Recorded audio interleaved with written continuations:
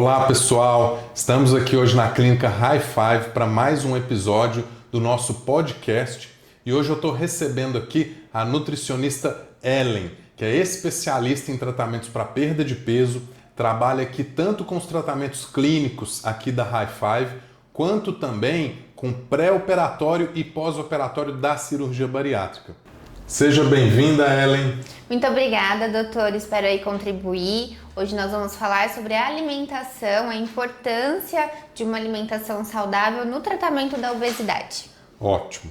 Então eu quero que você comece contando para o pessoal qual a importância de se criar um plano alimentar individualizado, um plano alimentar com objetivos de perda de peso, porque a gente sabe que hoje o tratamento da obesidade ele está apoiado nas mudanças de estilo de vida, né? Que envolvem reeducação alimentar, prática regular de atividades físicas, mudanças de hábitos, controle psicológico associado ao uso dos medicamentos. Sim. Não é só uma ação isolada que vai fazer todo o trabalho. Sim. Então conta pra gente qual que é o papel, qual que é a ajuda e a importância que tem o plano alimentar bem construído. Bom, o plano alimentar ele é a base do tratamento, porque a gente não pode usar a medicação como a protagonista do tratamento. Ela vai auxiliar a criar novos hábitos. Então, você está tomando uma medicação onde você está tendo um controle melhor da sua fome, da sua saciedade, e o plano alimentar bem estruturado, dentro da sua rotina, das suas preferências, vai auxiliar nessa mudança de hábito. Porque a medicação ela vai ser utilizada por um período. De repente você fez o desmame dessa medicação, o que vai conduzir o seu emagrecimento ou até mesmo manter o peso perdido? É a alimentação, é a sua rotina alimentar, são os seus hábitos que você veio criando nesse processo. Então eu sempre oriento os pacientes, vamos usar a medicação como auxílio. Mas você é o protagonista do seu tratamento, criando novos hábitos, prestando mais atenção nas escolhas alimentares, priorizando alimentos saudáveis, com mais proteína, mais fibras. E claro que a nutrição, ela tá aí para realmente personalizar essa dieta, porque o paciente consiga dar constância, porque o principal também é a constância, ser um plano alimentar que o paciente consiga seguir por um período permanente. Para direcionar bem o objetivo do paciente. Direcionar. Né? E fora a questão do comer saudável, também a gente não pode esquecer da matemática da nutrição, que é o que vai personalizar mais ainda a dieta. Então, cada pessoa tem uma taxa metabólica basal, um gasto energético. Então, dentro da nossa avaliação física, a gente consegue entender como que está o metabolismo dessa pessoa e dentro dessa taxa metabólica basal, nós vamos elaborar a dieta. Né? Com déficit calórico, tudo calculado. A gente sabe hoje da importância do uso dos medicamentos na perda de peso e no tratamento de sobrepeso e obesidade. Sim, são muito importantes. Só que os trabalhos já mostraram pra gente que dentro da perda de peso existe perda tanto de massa de gordura quanto também de massa muscular. Sim. Existe uma preocupação muito grande da nossa parte de tentar preservar a massa muscular, porque a gente sabe que o emagrecimento mais saudável é aquele onde a gente promove perda de massa de gordura com preservação ou até mesmo ganho de massa muscular. Dentro da nutrição, quais as principais estratégias que você utiliza no sentido de preservar a massa muscular durante os tratamentos de perda de peso? Acredito, doutor, pela prática, que o mais importante do que só alimentação é o exercício físico. Então, quem está fazendo uso das canetas, de medicamentos para a obesidade, precisa fazer exercício físico. Tem que estar praticando atividade física também. Tem que estar praticando, até porque quanto mais a dieta está em déficit calórico, mais exercício de força essa pessoa precisa fazer, justamente para não ter perda muscular. Então, pela minha experiência, se a gente está num déficit calórico, a gente precisa ter musculação envolvida. Então, a musculação não serve só para hipertrofia. A musculação é também utilizada para promover a perda de peso. Promover perda de peso, mantendo a massa muscular. Porque a massa muscular é o que ativa o nosso metabolismo, Isso. né? Então, quanto mais músculo a gente tem, mais a nossa taxa metabólica basal, que são as calorias que a gente pode comer ao dia, são altas. Então, quanto mais músculo, mais liberdade para poder comer. Isso já até responde uma pergunta que é muito comum das pessoas acharem que não devem fazer musculação durante o emagrecimento. Elas acham que devem fazer só exercício aeróbico, só o cardio. E uma das principais perguntas que existem, qual que é melhor para emagrecer? Qual que é melhor para perda de peso? O cardio ou a musculação? E a resposta é os dois. A associação do cardio, do aeróbico, né, com a musculação. Exatamente por isso que a Ellen acabou de explicar. Exato. Porque a musculação ativa o metabolismo e a própria musculação acelera a queima de gordura e preserva a massa muscular. Exato. E depois da questão do exercício físico, nós precisamos ajustar a dieta, né? Calcular a meta proteica desse paciente para construir essa musculatura, também não deixando de comer carboidratos bons, porque o músculo ele precisa de proteína, carboidratos, gorduras e o mais importante também que as pessoas acabam esquecendo, que é a hidratação. Verdade. Então, a hidratação no tratamento é algo que eu pego muito no pé dos pacientes, porque acaba esquecendo de comer e de tomar água. E o músculo depende de muita água para se manter ativo também. Então, a hidratação ela é muito importante nesse processo. Dentre os macronutrientes que a gente tem na dieta, gordura, carboidrato, proteínas, no seu plano alimentar, visando um emagrecimento, visando uma perda de peso saudável, qual desses 3 macronutrientes que a gente deve dar mais ênfase? Existe muito a crença do low carb, que a gente tem que cortar carboidrato. Existem outras pessoas que falam que a gente tem que ter um excesso de proteínas. Outros querem ficar só na dieta cetogênica. Dentro da sua experiência, qual que é a melhor estratégia? Qual que é o melhor macronutriente que a gente realmente deve dar prioridade? Devemos dar prioridade na proteína e nas fibras, né? A gente não pode esquecer das fibras. Eu sei que a gente foca muito só na proteína, mas de repente uma dieta muito rica em proteína também pode travar o seu intestino. E juntamente com a medicação também pode haver, né, essa constipação intestinal. Então fibras, e onde a gente encontra as fibras? Nos carboidratos. Então uma boa associação da quantidade certa de proteínas com a quantidade certa de carboidratos. De carboidratos. E também a gente não pode esquecer, eu vejo muita gente falhando nisso, que porque tem proteína, posso comer à vontade. Não, proteína também tem caloria, assim como carboidrato. E aonde a gente encontra mais fontes de gordura? Na proteína, nas carnes. E aí você acaba comendo mais proteína e mais gordura também.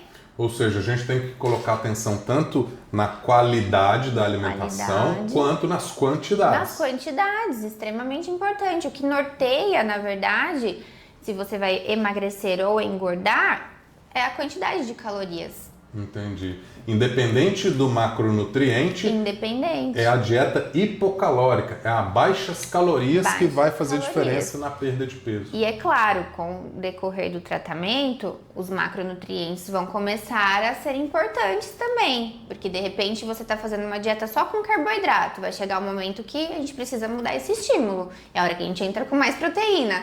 E assim a gente vai ajustando. Por isso que o equilíbrio entre esses macronutrientes é o mais importante. Né? A gente fracionar esse equilíbrio ao longo do dia. Durante o nosso tratamento medicamentoso, é muito comum a gente associar medicamentos. Então a gente coloca, por exemplo, uma das canetas emagrecedoras que ficaram famosas por esse nome, como por exemplo o Ozempic, o Wegovy, agora o Mounjaro. E eu queria que você explicasse um pouco da ajuda da nutrição, da ajuda da alimentação para amenizar os efeitos colaterais, como por exemplo, náuseas, por exemplo, constipação intestinal, porque a ação, uma das ações, né, desses medicamentos análogos de GLP-1 é a diminuição do trânsito intestinal, ou seja, ele lentifica a digestão no estômago e no intestino. Por isso, algumas pessoas podem ter náuseas e vômitos, e por isso algumas pessoas podem ter um intestino mais travado. Conta pra gente quais estratégias que você utiliza para amenizar esses sintomas, tanto de náusea quanto da constipação. Bom, primeiramente sobre a náusea, o tipo de cardápio que eu monto com o paciente é um cardápio mais líquido, mais pastoso, à base de shakes proteicos, smoothies ou até mesmo sucos de frutas, e a gente acaba acrescentando mais fibras, né? Psyllium, chia, farinha de linhaça dourada, farelo de aveia. Então a gente faz uma dieta mais líquida para que realmente o paciente não deixe de consumir as suas calorias, os seus macronutrientes e fibras e consiga passar por essa fase, né? Na fase 2, eu classifico como fase 2, que é a fase da constipação intestinal. Primeiramente, não vai ter tanto bolo fecal, até porque a pessoa está comendo menos. Comendo menos. Então, de repente, o intestino não vai funcionar todos os dias, mas que funcione um dia sim, um dia não, né? Não passe de 2 dias de constipação. E é a hora que a gente entra com muita fibra, né? O psyllium é uma fibra muito interessante, porém tem que ter a hidratação, 35 ml por quilo de peso, né? De água, porque senão tem fibra e não tem água, não vai funcionar. Então, a gente acrescenta mais essa base de fibras e sempre o fracionamento alimentar. Não dá para esquecer de comer, a gente precisa até para a gente conseguir bater essas metas. Nós precisamos de 25 gramas de fibras por dia. Então, em uma refeição só, a gente não vai conseguir. Então, esse fracionamento entre 5 a 8 gramas de fibras por refeição, juntamente com umas 25 gramas de proteína. Então, vai fazer uma dose de whey, vai fazer um shake proteico, vai usar uma dose de whey protein, mais um psyllium, uma fruta, dá para acrescentar uma água de coco, um leite vegetal ou um leite desnatado. Pronto, a gente conseguiu ter fibras e proteína e carboidratos bons. Equilibrou bem, né? Equilibrou bem. E nesse meio, você gosta também de utilizar suplementos? Sim, doutora, a gente acaba utilizando porque acaba ajudando na aderência e bater essas metas, né? Principalmente de proteína. Então, e quais os principais suplementos? Quais os queridinhos aí da turma? Os queridinhos que não deixo faltar no plano é o whey protein, né? Então, a base de proteína isolada do soro do leite. Pode ser isolado ou concentrado, de acordo com o paciente, se ele tiver alguma intolerância à lactose. Gosto muito também do colágeno, né? O colágeno não só por conta de pele, cabelo, mas sim para ajudar nessa meta proteica. Vai ter vitamina C, vai ter glicina, que é um componente muito importante, antioxidante, que também ajuda aí na construção muscular. E a creatina. Porém, não adianta tomar creatina se não tomar água. Verdade. Então, eu nunca entro com a creatina de primeira. Eu sempre equilibra essa hidratação do paciente e depois a gente, numa segunda consulta, aí sim eu suplemento a creatina. Porque a creatina vai levar água para dentro do músculo. Se o paciente não tomar água, exatamente, não vai ter função. E eu digo também assim, não adianta usar os suplementos e não praticar atividade física. E também, exatamente, o exercício físico é a base, né? E o whey protein, ele é muito conhecido por auxiliar no ganho de massa muscular. Mas ele pode ser muito usado também como estratégia de emagrecimento. Sim, né? Muito utilizado, porque ele acaba dando mais saciedade, né? Ele também tem um esvaziamento gástrico mais lento. Ele é docinho, ele é prático, então as formiguinhas de plantão adoram fazer receitinhas com whey protein, né? No iogurte, na panquequinha, ou fazer um shake. Eu posso, por exemplo, substituir uma refeição por uma dose de whey? Claro. Ou eu estou exagerando? Não, pode sim, mas daí, como eu falei, composição. Não é só o whey, você pode acrescentar uma fruta, uma fibra, né? Como psyllium, farinha de linhaça dourada, chia. Você não deve usar o seu raciocínio baseado apenas naquela refeição. Você deve estender o seu raciocínio para as 24 horas, para a distribuição dentro do dia, certo? Distribuição. Como que é essa distribuição ao longo do dia? Eu sempre oriento de 3 a 4 refeições ao longo do dia. Se você está num processo de emagrecimento e não sente tanta fome pela manhã, a gente pode sim fazer um jejum programado, mas mais importante do que o próprio jejum é a sua janela de alimentação. Então não adianta fazer jejum e quebrar com fast food, Exatamente. quebrar com doce, né? A gente precisa quebrar o jejum com muitos vegetais, com proteínas magras, gorduras boas, senão de nada adianta.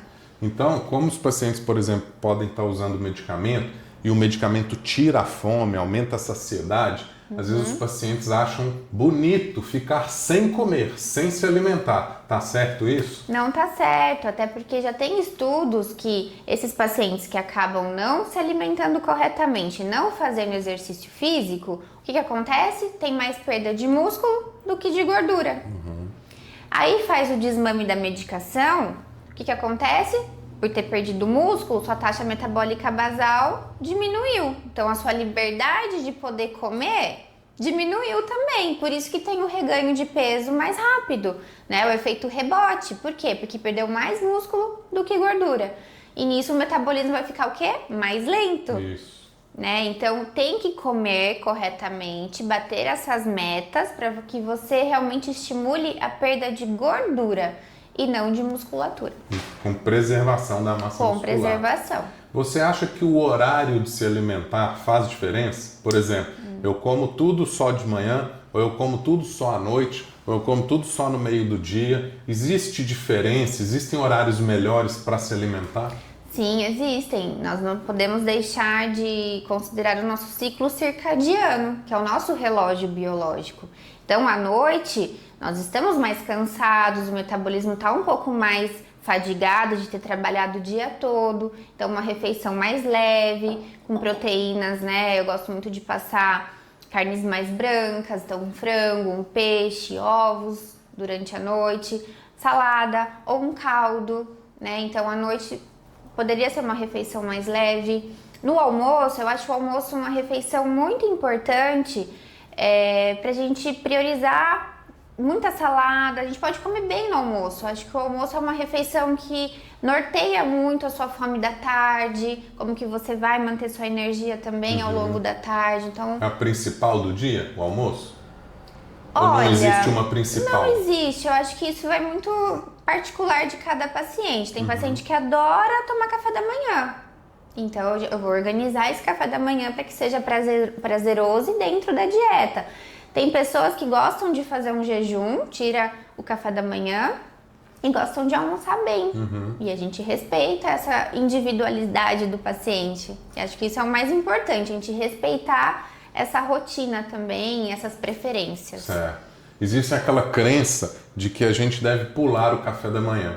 Existem alguns estudos que mostram as pessoas que pulam o café da manhã e concentram a maior parte das calorias no final do dia, à noite, às vezes tem até episódios de compulsão noturna, são as pessoas que mais ganham peso. Sim. Então o ideal seria não concentrar todas as calorias só no horário do dia. Não. É respeitar o café, o almoço, o jantar e distribuir ao longo do dia. Ao longo do dia. E isso é muito...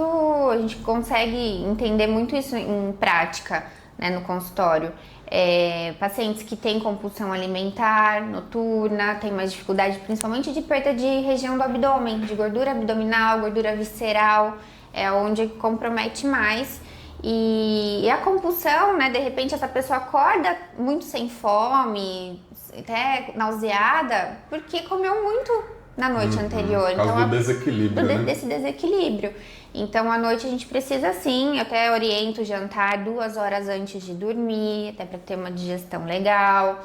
E ter esse equilíbrio entre os macronutrientes. No começo a carboidrato, no começo a proteína, a gente consegue equilibrar bem na questão dos macros. A gente sabe que durante a perda de peso, a gente tem diferentes fases no nosso metabolismo.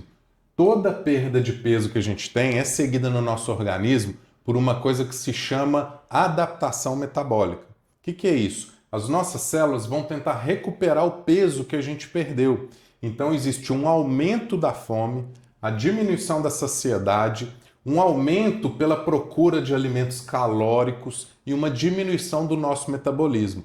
Porque as nossas células não sabem que a gente fez um tratamento com acompanhamento. Elas acham que a gente está morrendo. Então as células elas vão tentar procurar voltar para aquele peso inicial. Então eu quero te perguntar, Ellen, o seguinte: existem diferentes estratégias alimentares para esses diferentes momentos? Por exemplo, uma estratégia para o momento da perda e e uma estratégia para o momento da manutenção do peso perdido? Sim, com certeza. O set point, que é esse peso que o corpo sempre... É o peso conforto. É o peso que o corpo sempre vai tentar voltar. Aí que entra a nutrição com mais precisão, porque é a hora que a gente vai calcular a sua taxa metabólica de manutenção.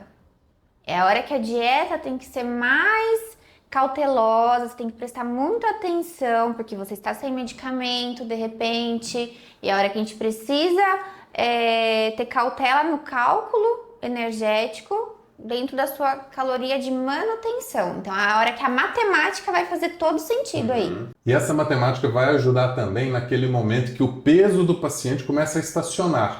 Sim. Que a gente tem que entender que existem velocidades diferentes na perda de peso. No início é uma maravilha, perde bastante peso, mas depois o gráfico vai ficando mais reto. Sim. É o chamado platô do emagrecimento. Nesse momento, existem estratégias alimentares também. Também.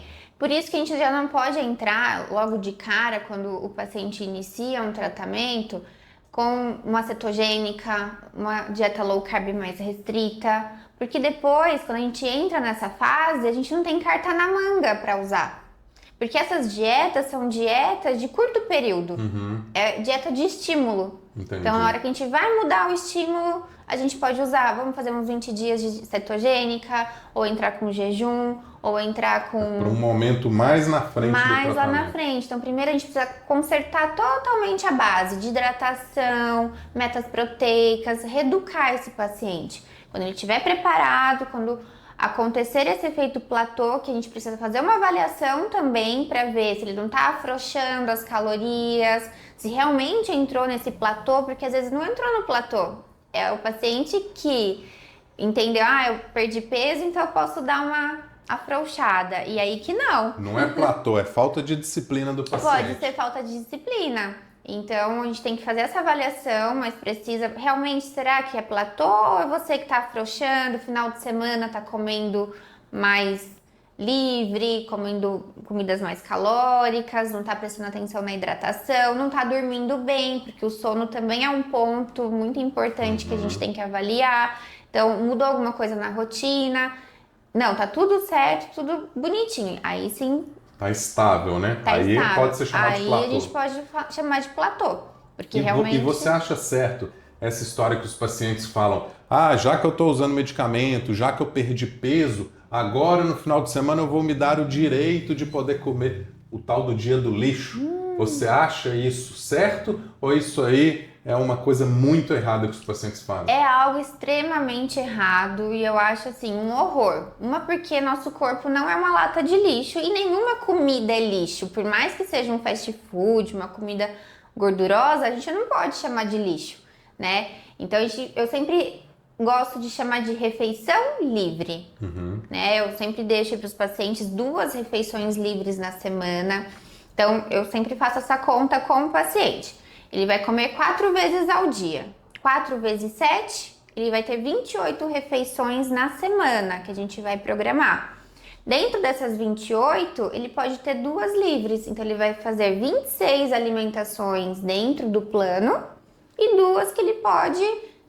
livres. Né, livres com contenção de danos, que daí eu explico, né, quais são os pratos menos calóricos dos restaurantes, quais são os lanches que eles podem estar escolhendo, como que ele vai montar essa refeição livre. E dá super certo, que o paciente não se sente preso, ele escolhe o momento que ele vai poder comer as coisas que ele gosta. Outro ponto, doutor, que eu gosto sempre de estar enfatizando. Quando a pessoa está dentro da obesidade, está com um comer muito descompensado, ele come até coisas que ele não gosta. Na busca por alimentos calóricos, né? Ele até come coisas que ele não gosta. São calorias que totalmente não vai fazer sentido para ele. Então, eu sempre falo para o paciente, faça uma lista dos seus alimentos preferidos. Eu gosto do pudim da padaria do bairro. Anota. Eu gosto do sorvete da sorveteria tal. Eu gosto da parmegiana de outro lugar. Eu gosto do bolo da minha avó. Anota. E daí dentro dessas refeições livres você vai priorizar o que realmente você gosta. Então você não deixa de comer o que você gosta e você come com sabedoria. Ou seja, o paciente não pode reclamar que você não está dando opções para ele. Não, não posso. E não vai ficar naquela busca incessante por dopamina barata, né? Não, ele sabe que ele pode comer as coisas que ele gosta, ele só vai se organizar melhor para isso.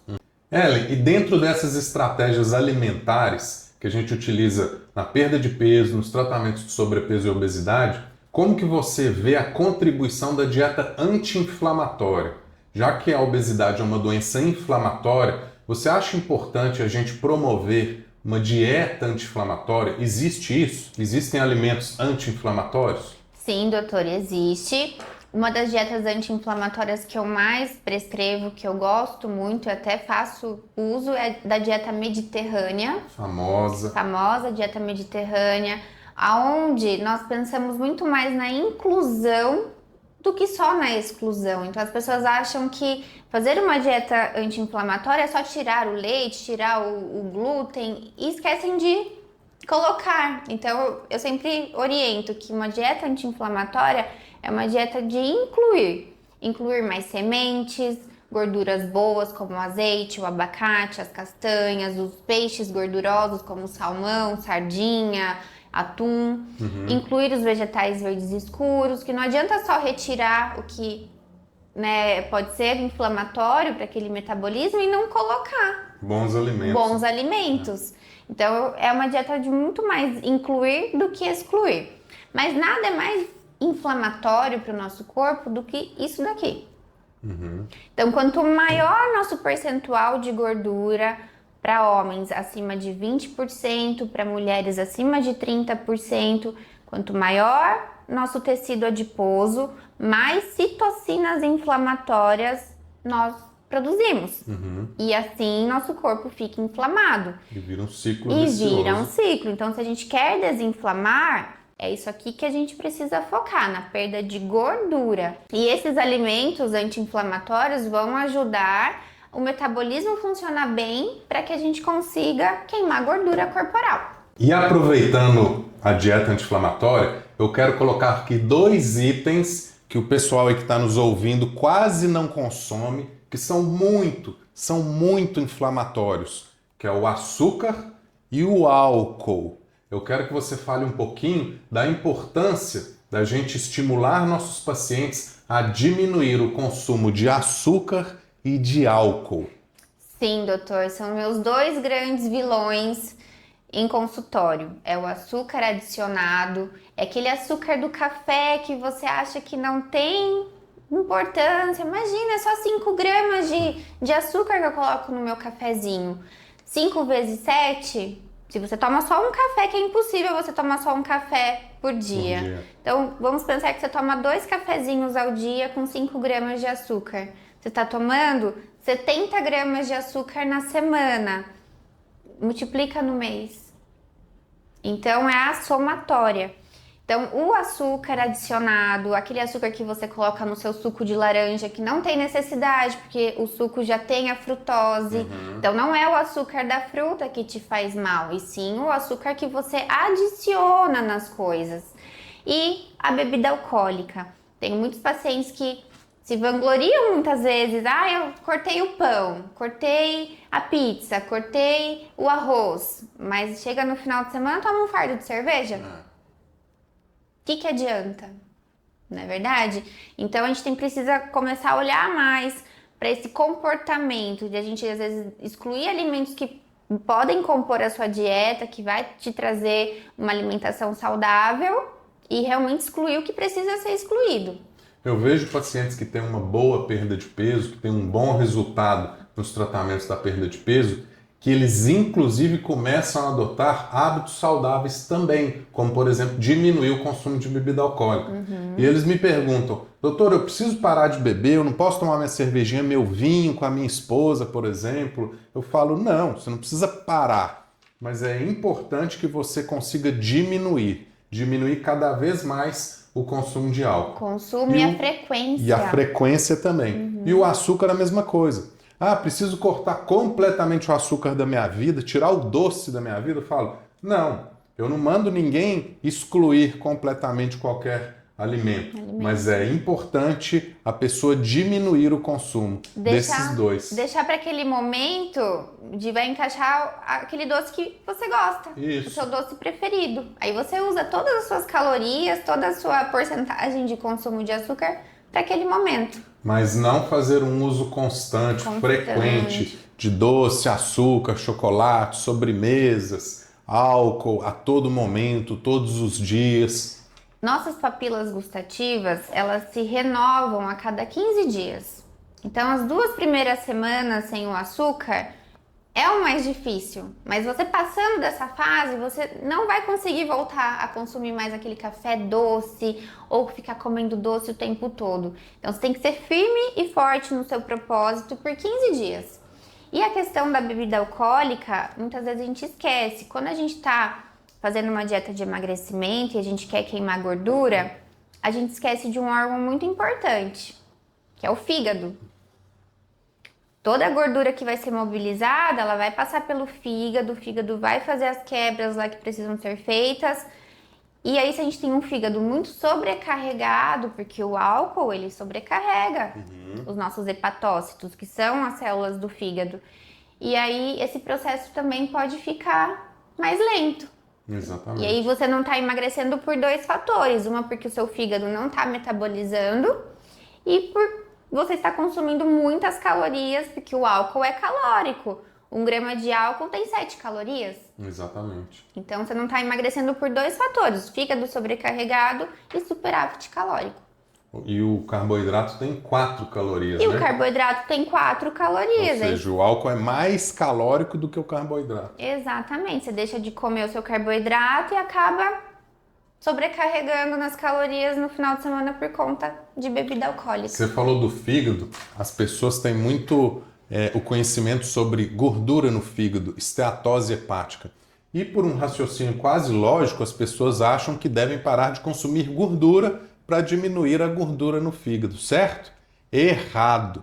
Sabe quem que é o maior causador da gordura no fígado? O açúcar. É isso mesmo. O excesso de açúcar que é metabolizado no fígado acaba gerando aumento da inflamação e aumento da deposição de gordura. E hoje a gente está vendo que o principal motivo de transplante hepático, de insuficiência hepática, está pela esteatose hepática, que se transforma em esteatohepatite, fibrose e cirrose. E, em alguns casos, pode até desenvolver o carcinoma hepatocelular, que é o câncer de fígado. Então, é errado a gente dizer que é apenas uma gordurinha no fígado. É muito mais sério esse assunto da esteatose hepática do que a gente pensa. Exato, e até para o tratamento da esteatose hepática, as gorduras boas vão nos auxiliar, como o ômega 3, as gorduras poliinsaturadas, que tem no abacate, no azeite. Então, o açúcar, infelizmente, é o nosso maior vilão. E dentre os óleos, dentre as gorduras, o melhor óleo para a gente utilizar no ambiente caseiro, em casa, as pessoas perguntam: é óleo de soja, óleo de canola, óleo de girassol ou o azeite de oliva? Eu sei que está custando um rim no supermercado, mas, gente, é o melhor óleo para se usar. Ele pode sim ser aquecido e usar em pequenas quantidades também, porque ele é calórico. Uma colher de sopa de azeite já tem quase 150 calorias. Então, usando ele com moderação, com sabedoria, ele vai deixar sua comida mais saborosa e muito mais saudável e nutritiva.